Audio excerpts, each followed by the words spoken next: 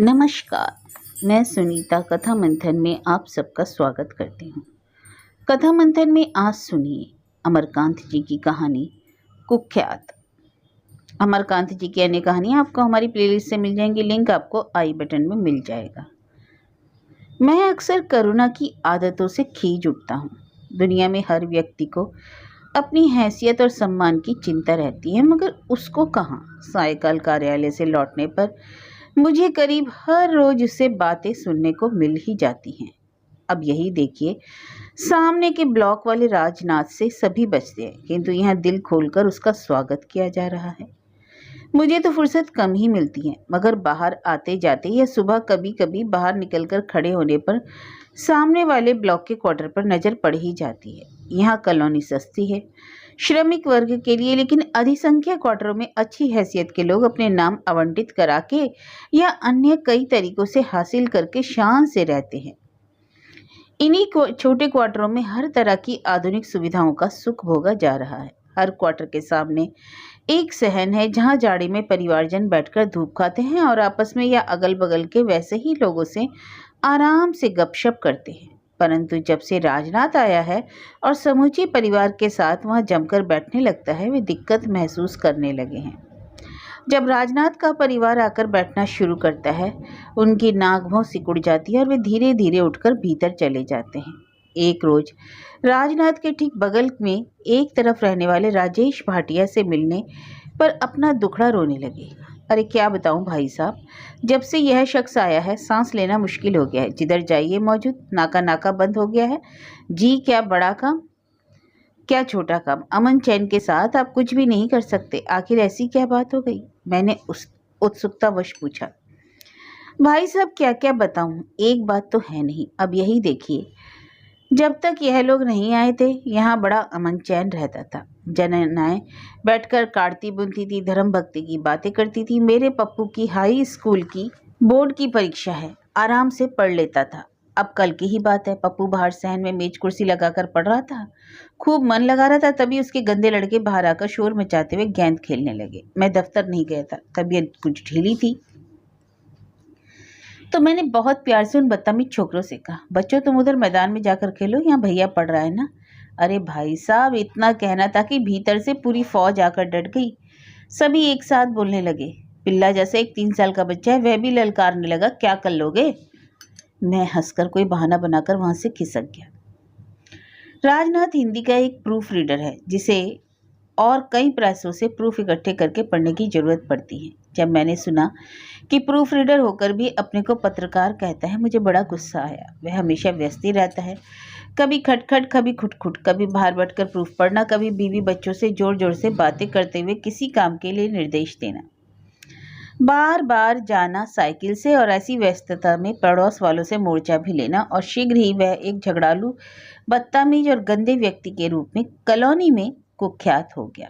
मैंने करुणा से पहले ही कह दिया था कि ऐसे लोगों से बचकर रहने में ही भलाई है, मगर आज शाम को जब कार्यालय से आया और करुणा ने जो कुछ बताया, उससे मेरी क्या हालत हुई उसके शब्दों में व्यक्त करना कठिन है। सामने वाले ब्लॉक में जो है ना, अरे आप तो उनको जानते ही हैं, वे ही दोपहर में आए थे, पूरे 10 ताजे भुट्टे लाकर देते हुए कहा, बहन गांव गया था, मकई की फसल बहुत अच्छी हुई, जिया जी को भी धीमी आंच पर भून कर दीजिएगा, जलाइएगा नहीं, अभी कुछ देर बाद दूंगी, सचमुच बड़े दुधारू और मीठे हैं। मुझे बड़ा गुस्सा आया। मेरे आते ही तुमने ये क्या बेसिर पैर की बात शुरू कर दी। सामने वाले बहन जीजा भुट्टा, वाहियात बात। अरे आप नहीं जानते, ये मेरे मायके के बगल वाले गांव के ही रहने वाले हैं। उसी नाते मुझसे बहन का रिश्ता जोड़ लिया। हमेशा बहन बहन कहते रहते हैं। जब वह इतने हौसले से आए तो क्या मैं दूर दूर कह देती। बेचारे गांव गए थे, वहां उनके छोटे भाई रहते हैं। खेत तो अधिक नहीं है, भाई का खर्चा मुश्किल से चलता है, बता रहे थे। यहाँ भी इनका बड़ा परिवार है, लेकिन बहन का रिश्ता मानकर 10 भुट्टे दे गए हैं। इतनी सी बात है, इसमें बेसिर पैर की कौन सी चीज है। तुम हमेशा किसी प्रपंच में पड़ी रहती हो, दुनिया में सबसे अक्लमंद तो तुम ही हो ना। मैंने तो नामालूम कितनी बार तुमसे कहा इस गंदे झगड़ालू व्यक्ति से दूर रहो, मगर बेवकूफ से बेवकूफ आदमी इसको समझ लेगा, लेकिन तुम नहीं। जरूर अपने को पत्रकार कहने वाले इस ढोंगी प्रूफ रीडर का कोई स्वार्थ होगा। जानता है मैं अच्छे सरकारी पोस्ट पर हूँ, प्रभावशाली लेखक हूँ, अनेक पत्र मालिकों से मेरी अच्छी जान पहचान है। कोई सिफारिश कराने के लिए रिश्ता जोड़कर पहुंच गया तो इसमें कौन सी बुराई है? अगर वह अपना कोई काम कराने के लिए अनुरोध करे तो आप कर दीजिएगा। एक गरीब जरूरतमंद आदमी का भला हो जाएगा तो आपका भी नाम होगा। तुम्हारी इस फालतू सलाह पर चलना शुरू कर दूं तो लोग माटी के देवता की तरह चरण छू छू कर मेरा ही लोप ना कर दें। बकवास छोड़ो और जल्दी से चाय ले आओ। खबरदार कि भुट्टा भुट्टा मेरे सामने आया। अरे भुट्टे ने आपका क्या बिगाड़ा है कि इतना खफा हो रहे हो? इस समय थोड़ी दूंगी, कुछ देर बाद खाकर देखिएगा कि कितना दुधारू और मीठा है। यह कहकर करुणा जल्दी जल्दी कमरे से बाहर निकल गई। इस लापरवाही भरी अवज्ञा पर मुझे गुस्सा आया, मगर ऐसे तुच्छ विषय पर गरजने तड़पने के सिवाय कोई बात तो की नहीं जा सकती। नाश्ता करने के पश्चात मेरा क्रोध दूध के उबाल की तरह खुद ब खुद नीचे बैठ गया और मैं इस प्रसंग को भूल गया। परंतु कुछ दिनों बाद फिर वही यानी बहन भाई का रिश्ता जारी। उसके साथ मुझे जीजा के रूप में घसीटा जा रहा है, जबकि आज तक मेरी बातचीत भी उससे नहीं हुई।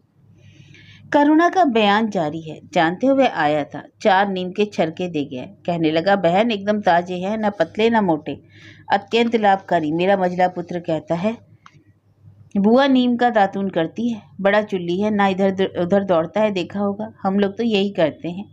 जीजा से कह दीजिएगा, पेस्ट करते हो तो छोड़ दे, इससे अच्छा तो दांतों के लिए कुछ और भी नहीं। चिंता की बात नहीं, मैं तो देहात का हूँ, किसी पेड़ पर चढ़ जाता हूँ, ला दिया करूँगा। जैसे अपने लिए लाता हूँ, यहाँ के लिए भी आ जाया करेगा। मैं चिढ़ गया। दातून जैसी तुच्छतम बात को इतने विस्तार से मैंने मुंह बिगाड़कर दूसरी तरफ मुंह करके कहा, जब तुम्हारा सगा भाई है तो वह क्या करती रहती हो? इज्जत से राजनाथ भैया नाम लेकर कहा करो ना। वह हंसने लगी, बोली, यह तो आप ठीक कहते हो, मगर वह उम्र में मुझसे छोटा जो है। चलिए, 1-2 बार निकल गया मुँह से, आपको भी तो जीजा कहा जा रहा है। जब इस घर में रहता हूँ तो तुम्हारे ऐसे किस्से सुनने ही पड़ेंगे। यदि मुझे पहले ही मालूम हो जाता कि मेरी शादी इस जमाने में भी दातून करने वाली एक जिद्दी औरत से हो रही है तो फौरन मना कर देता। शादी के पूर्व जन्म कुंडली भी देखी थी ज्योतिषी पुरोहित ने, मगर ऐसी छोटी बात की भविष्यवाणी भी नहीं कर सके। आप गंवार की तरह मुझे औरत तो ना कहिए। आपको मैं मर्द या मर्दवा कहूँ तो तीता लग जाएगा। उस रोज परस्पर खूब व्यंग्यवान छोड़े गए। मैं कुछ कहकर बाहर निकल गया। उसके बाद मैंने चुपचाप भोजन किया और कोई बात किए बगैर स्कूटर या दफ्तर के लिए प्रस्थान कर दिया। मेरा रास्ता राशन की दुकान के बगल से ही निकलता है। शायद मिट्टी का तेल आया था और खूब भीड़ थी। मैं क्या देखता हूँ कि राजनाथ नाम का वह शख्स अपने उसी शैतान लड़के रंजन को एक टीन के डब्बे के साथ दोनों हाथों में पकड़कर आगे खड़े कई लोगों की खोपड़ियों के ऊपर उठाए कई चिल्लाहटों के बीच स्वयं भी चिल्ला रहा है। अरे ए राशन वाले बनिया जी, मिट्टी का तेल शीघ्र दीजिए इस बालक को, बहुत देर से आया हूँ बनिया जी, समझ लीजिए भली भांति। इस बार ब्लैक नहीं कर पाएंगे, तत्काल देना होगा, अन्यथा मैं विशेष राशनिंग अधिकारी और विशेष पुलिस अधिकारी को लिखित प्रतिवेदन दूंगा। उसका चेहरा तमतमाया हुआ था और गर्दन की नसें फूल फूल जा रही थी और बाल की धुरें उड़ रही थी। यह दृश्य देखते हुए मेरा स्कूटर आगे बढ़ गया। मुझे बड़ी हंसी आई उसकी यह दुर्दशा देखकर, खासकर इसलिए कि हिंदी का एक मामूली प्रूफ रीडर इस हालत में भी शुद्ध हिंदी बोलकर पत्रकार होने का पाखंड भरा नाटक कर रहा है। उसके 1 मास उपरांत मेरे 10 वर्षीय पुत्र राजीव का जन्मदिन पड़ा। स्वाभाविक है कि ऐसे शुभ अवसरों पर छोले भटूरे, मिठाइयाँ, दही बड़े, केक, आइसक्रीम आदि का इंतजाम हुआ और कुछ बच्चों और दंपतियों को आमंत्रित भी किया गया।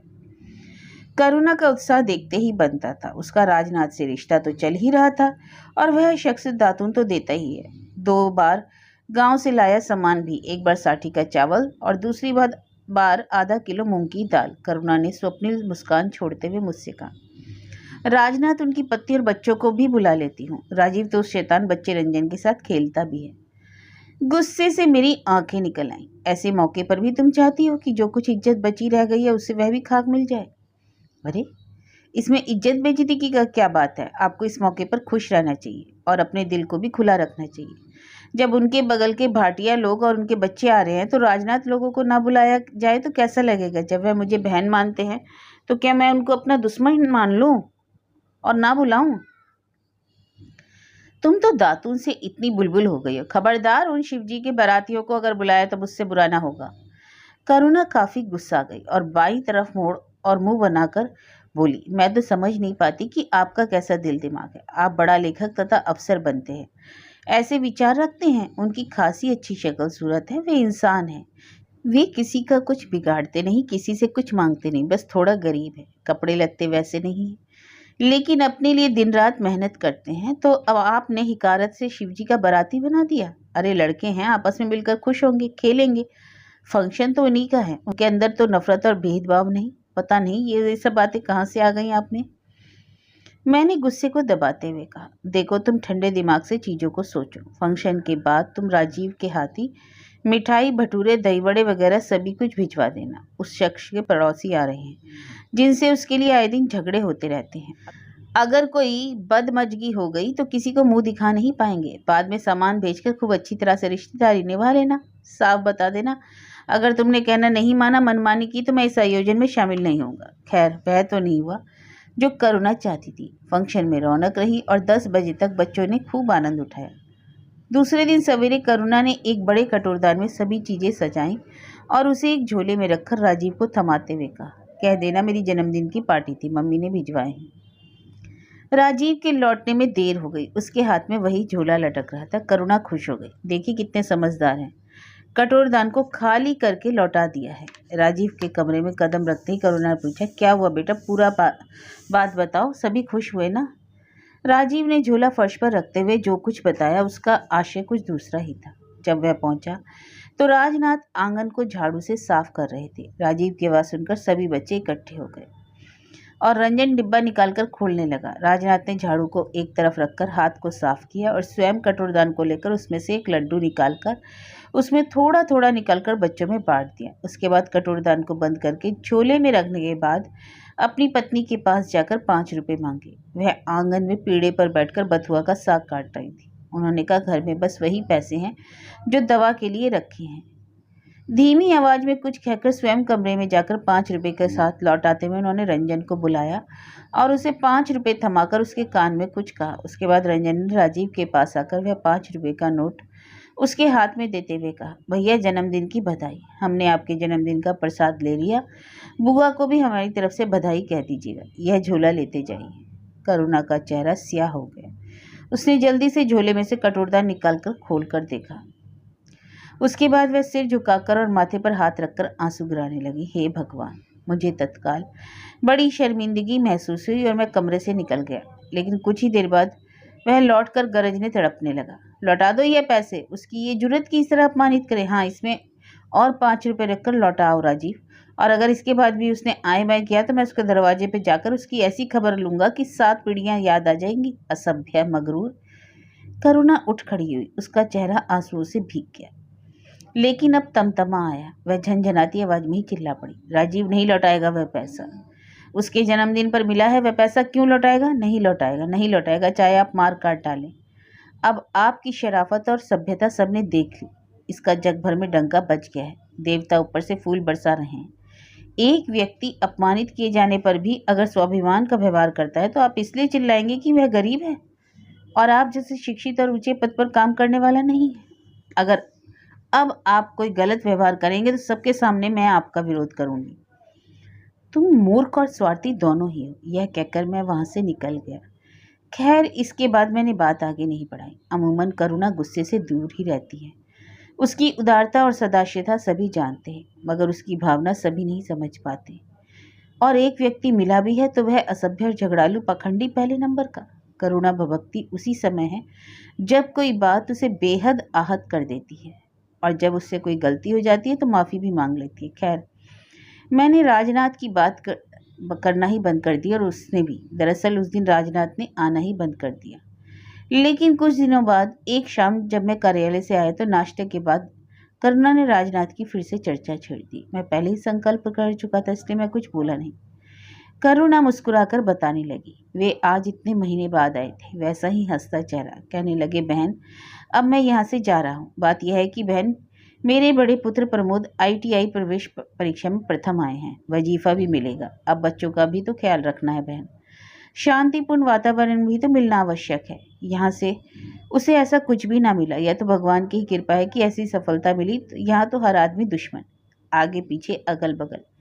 यह मकान मेरे नियमानुसार आवंटित है, मगर व्यवहार ऐसा मानो मैंने चोरी करी हो। किराया नहीं देता, बात बात पर अपमान। खैर, आपका जो स्नेह और समर्थन प्राप्त हुआ उससे मेरा साहस बना रहा। मैं गांव गया था, इस वर्ष खूब आम है। इस झोले में बीजू आम है, हनुमान जी का प्रसाद है और नीम के 4 छरके हैं। मुझे आशीर्वाद दीजिए, इधर आऊंगा, जरूर दर्शन करूंगा। मुझे फिर गुस्सा आने लगा, मगर यह सोचकर उस पर काबू पाने में सफल हुआ कि शीघ्र ही एक बड़ा कंटक दूर हो जाएगा।